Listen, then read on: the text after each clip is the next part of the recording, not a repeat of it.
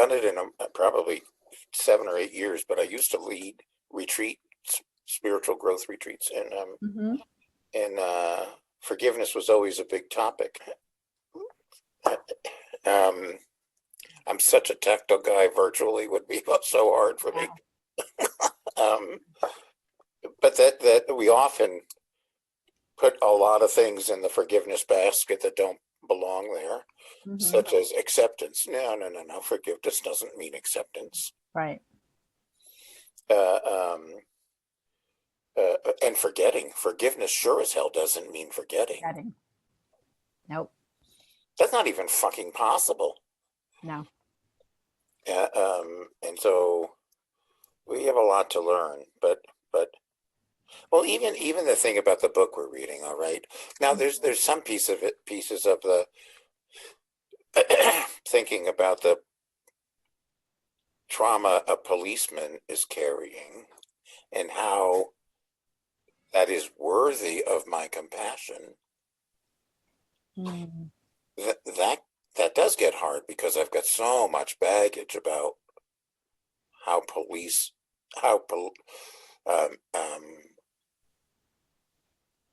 how we've developed an institution into something that's really quite brutal. But it wasn't always that way. Right. And what makes them not worthy of my compassion? And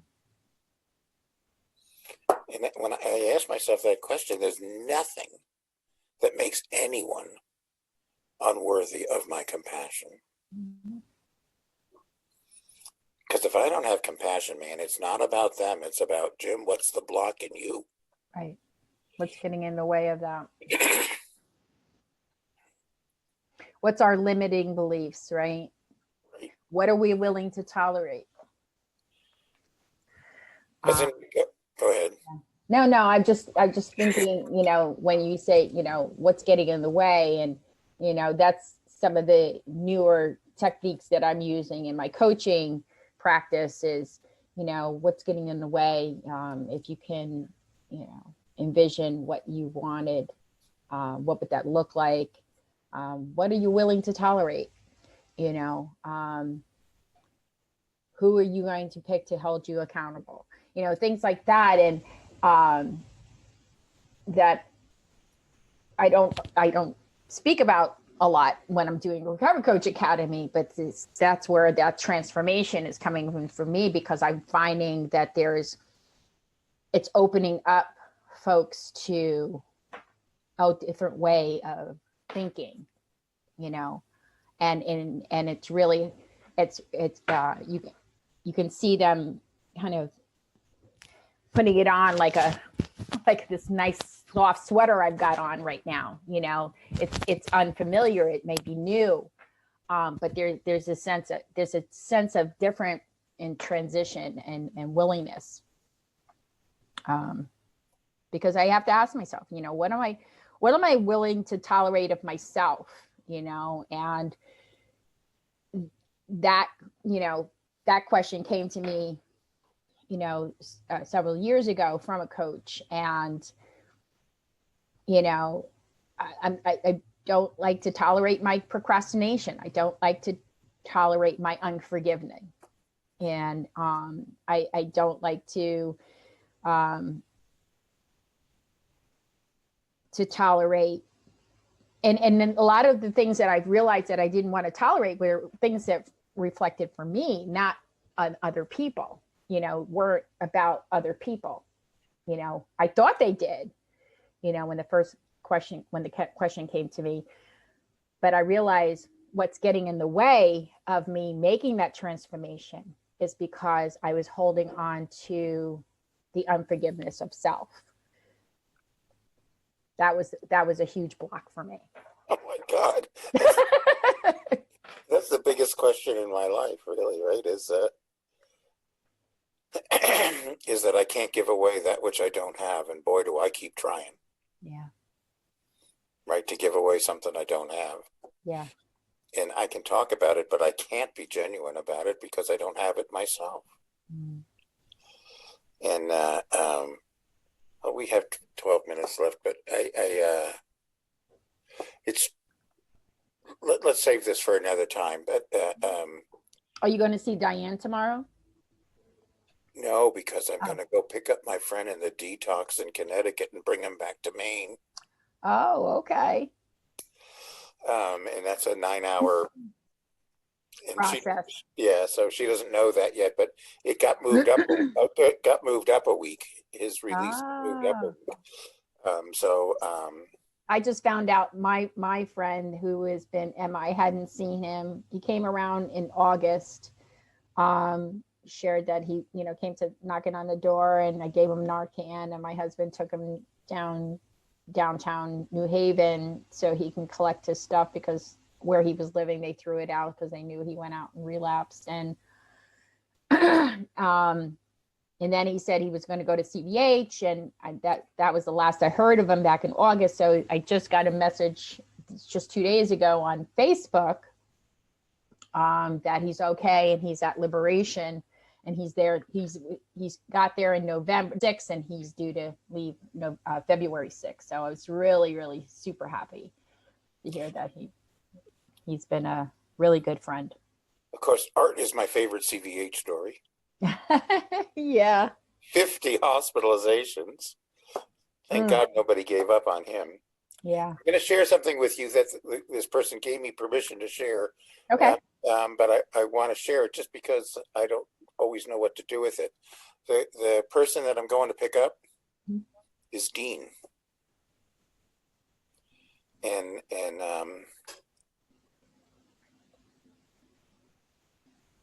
obviously he was in hurting shape if he asked me to drive him to a detox and a treatment center and all that sort of stuff.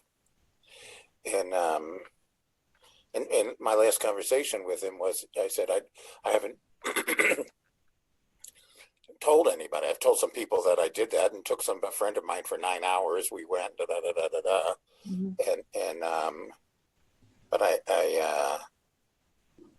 and I'm happy for him, but I'm frightened for him.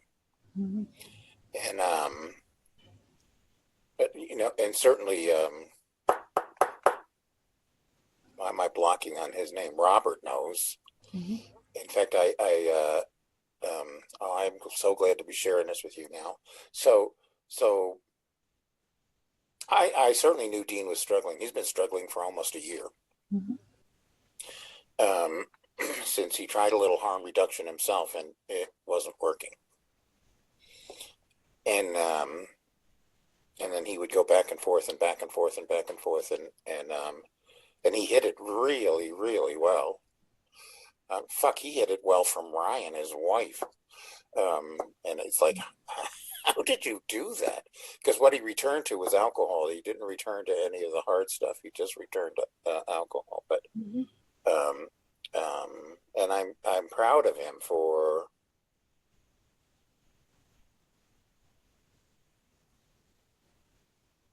the willingness to suffer what other people are going to think of him now in order to get well.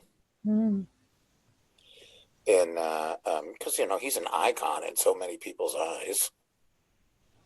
Yeah. And I'm feeling emotion coming up for me right now. I don't want to make this about me, but Oh, you can. It's because it's about me. I mean, I want to just think how much I appreciate you and appreciate your trust in me and sharing that. I without analyzing or picking it apart, I am grateful. Yes. And I think I just text Michelle. I've been texting her like every once in a while, and she is now back at her parents' house, and I'm thinking, how is she doing that? Is she, she's just exhausted. Her body is just exhausted, and she's got other things going on. And as I was in front of both of them when working, both these situations, even though they're very different, they have to do with their health. And there comes back to that place of I uncovered who I wanted them to see and who I wanted to be in that space, and things that I questioned about who I was, or was I just going back with Dean's comment about wanting to have the last word. It was a sense of relief when you just told me that, because I've been holding on to that thinking, is that how he sees me? Or was that his stuff? And I put them both on the, and I told them that. I said, I've put you both on a pedestal because I look up to them. It wasn't about their time in recovery. It was just their knowing and the information that I didn't know. And I was so eager to want to, and I still am. I still consider them both strong persons in my life. And, but I'm glad that they're on a road to healing. And I agree with you. My concern would be the same for Dean and for Michelle. I talked to her for an hour yesterday. Okay. Yeah, so you exhausted her. When I text her, she's like, I was out like a light at 8:30. She's got so much shit going on too. And I think we hide behind our career. And this is where, like, I love my sense of independence, but there's still that voice in that wants that sense of security. Like, if I have a job with a regular paycheck, like that means equals security, versus trusting in here that I can do this. Well, and I believe you can do it. And I'm going to tell you what my brother told me. There's virtually no risk, Carol. No pun intended. Because if it doesn't work out, you'd be a valuable employee anywhere. You're not going to have a hard time finding a job. Yeah. And so, and that's what he told me. And then 30 years later, I'm still doing it. So, but I'm actually meeting up with Daniela on Monday. No, not the 14th. Yeah, Monday. More or less talking about her work with BLM and IC. But I might dive a little toe into the discussion around, part-time or subcontracting. I might dive my toe into well, I'm sure she'd be willing to talk about it. And so I can't wait to see him. But I'm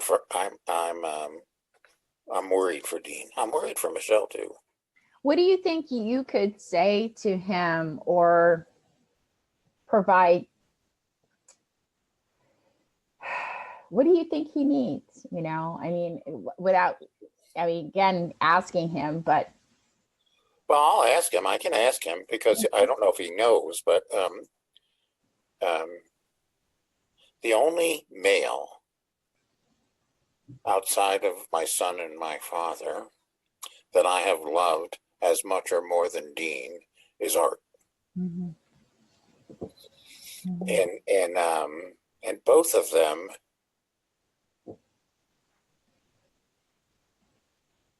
really struggled to be vulnerable. Both Art and Dean really, really struggled to be vulnerable. And not that I don't struggle to be vulnerable, but I always had to navigate the path that my willingness to be vulnerable frightened both of them. Mm.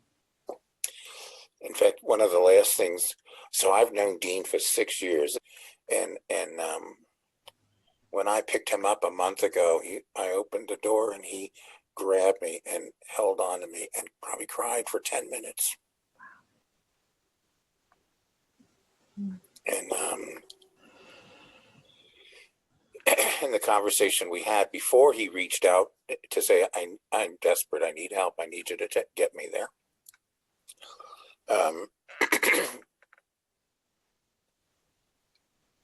He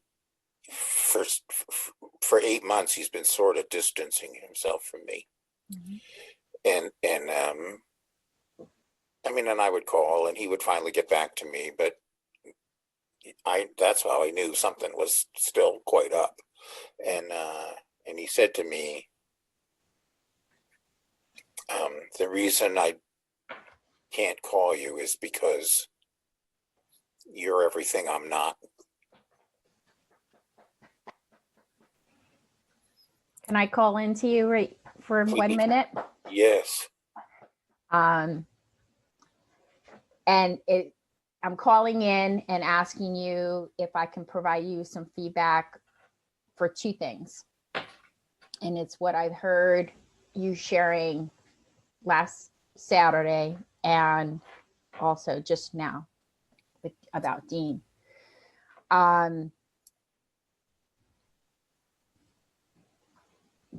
Through what I hear you saying when we were in the Bible study, book study, a lot of, I remember one area you were saying, I don't think Art knew this part of his life in the sense of history. Like I don't think Art, you used the word, you started off with the comment of, I don't think Art knew. And when I heard that, I said, for me, if I was to hear that, if anyone had said it about me, that there was an assumption of what they thought I knew and what they thought I didn't know. And we know, you knew Art for many, many years. You've known Art, you've known Dean for 6 years. And you just said it. In those 6 years, I never knew him to cry. So the request I asked for you is to look at yourself when you're making that assumption that they don't know or they haven't acted in one particular way, because that might be your stuff. And I could be totally wrong, but I love you as a friend. I think there's a grieving in your relationship that I hear with Dean, and it's definitely, you're still in that sense of rawness with Art. So don't forget about Jim. Don't forget about your vulnerability and what you need, because that is your innate gift that you give. You are a giver. You're a giver in so many ways, but don't forget about Jim. Yeah. Thank you. And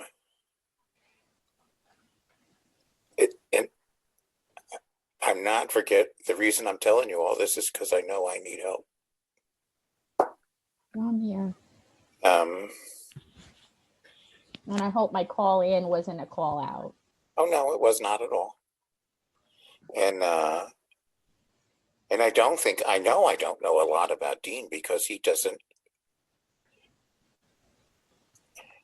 told me that he loves me more than any other man that ever had in his life.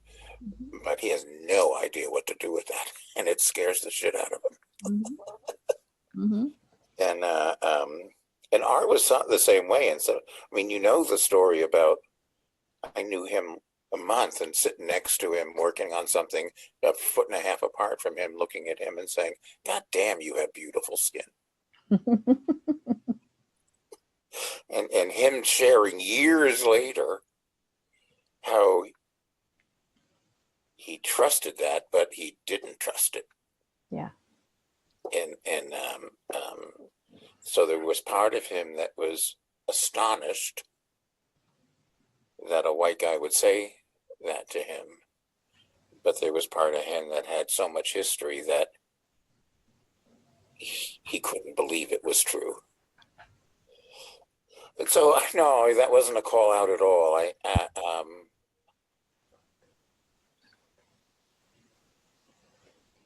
First of all, I know I'm just scratching the surface of mourning my loss of art.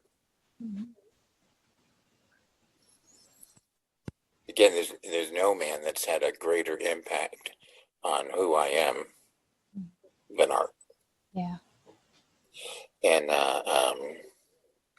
and I don't know how to phrase it. I think I've used these words to you before, and it's the first time in my life that someone in my life has died where it feels like they took a part of me with them.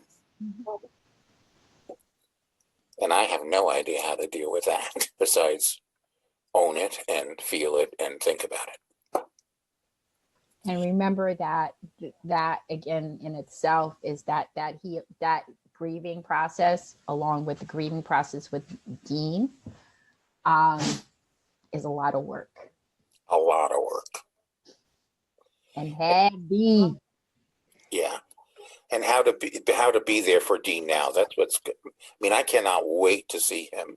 I cannot wait to hold him and hug him and if that's all you're able to do for him, you have to share with yourself that is enough. That's really, yeah, thank you. What we, damn you, as Art would always say when we're in part of an assignment, what you have, what you've written is enough. That's right. He used to say that all the time, right? How are you doing? Well enough. That's what he would say every time. Well enough. But again, we get attached to, we have to complete something, or we have to fix something, or we have to work through this, and we want to rush along the process. But what you have, or what you're able to give, will be enough. Well, I believe that, Carol. The issue for me is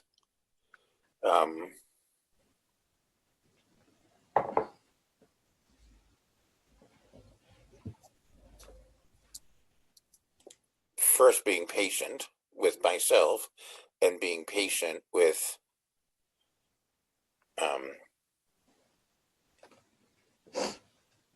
I don't know, this is weird because I already know this. that know what you know. that you know, I don't have everything Dean needs, so I can't meet all his needs. No one person can. But you can ask him what's missing and help him to find that.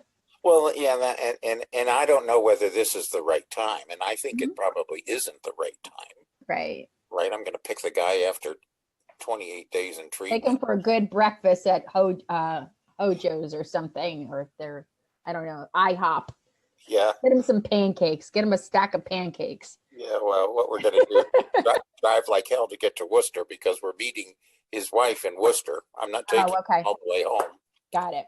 And then she's got to be home by. He was funny on the phone because she has to be home by 2:00 for the kids. You have to pick up one of the kids. And so he said that to me, and he said, so I wonder when that means you need to leave. And I said, in the dark, Dean. Oh, be careful. A lot of deers jump out. Because I've got 2 hours to drive to pick you up, then 2 hours to get back to Worcester, and then you've got 2 hours to get back to Maine. Yeah, and in hopes that the facility has them all ready to go. Yeah, I'm sure. Well, he knows now that it's gonna. I'm gonna pick him up at 7:00. So yeah, because I have to do that to be on time. But I just appreciate the only other person really I've talked much about this is my wife, and so this piece about that I want to talk more another time is connected to this, Carol, which is this: how to handle when people put me on a pedestal. Because it's not good for either of us. Right. And when Dean said, I can't talk to you because I see everything I don't have, it's like, I want to say, well, that's because you choose not to see my warts. It's not that they're not there. And people do that. Come on, people do that. I mean, she did that in the book club where she said, talk about, I don't know what she said, but talk about your work in this arena. And she said to you, well, we should probably start with Carol and Jim because they've done so much more than anybody else. Oh, and Daniela did that. Yeah. Yeah. And I was really surprised when she did that, and there's where you hear like, oh, wow, this person's highly intelligent, not that I didn't think that before. But yeah, I don't like to get called out. I posted, I went to the summit yesterday I went to the summit. I got a freebie where I could get this photo shoot and be on the cover of Forbes.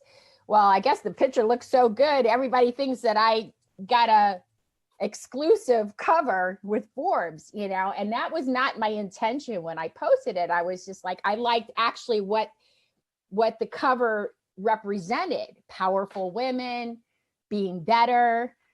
And I'm like, obviously no one read what was on that cover. They just looked at my face and Forbes, plastered at the top. So I had all these people, how did you get that? Can I get a copy? Oh, this is fantastic. You're amazing. And my ego was going pump, pump, pump, pump, pump, getting pumped up. But then I had, 3:00 in the morning, I couldn't get to sleep. Actually, the dog had to go out. And I looked at this last message, and I said, I got to straighten this out with folks. I said, this was no different than my face being on a baseball card for, in a photo situation for kids' school. I said, what it represents, though, is everything that I want to work towards and hope to be. Yes, my cover on my book one day, or a magazine, or, but I know it takes patience, time, and grit. So let's talk about that sometime. And because I have stopped asking when I train in person, which I haven't done for 6, 7 months, 8 months, whatever it is. Mm-hmm. But I would always say in your introductions, what's your name? Where are you from?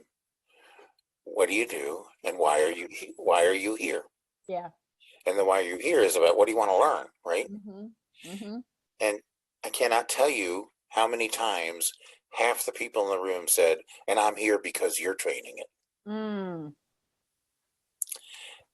And I just want to say, well, then go home. That's why I include them as my co-facilitators. I said, well, I'm going to learn more from you than you may learn from me. Well, that's right. And that's what I do say, but I don't want to I ask the question more deliberately towards what I really want, which is, what would you like to learn today? Yeah. Yeah. And how do you do it? So I can skip through all the heartache. They want the accelerated version. Yeah. Well, and you're a little, you've done, I don't know whether you've done this or not, but people often say to me, how have you been successful doing what you do? And I'm not hiding. I'm not being difficult. I don't know. I put one foot in front of the other and it happened. Well, my thoughts and my prayer, you don't have to tell Dean that you shared with me, but my thoughts and prayers are for your traveling mercies and also for his well-being. And please, I'm here at any time. All right. Okay. Love you. You too. Bye-bye. Bye.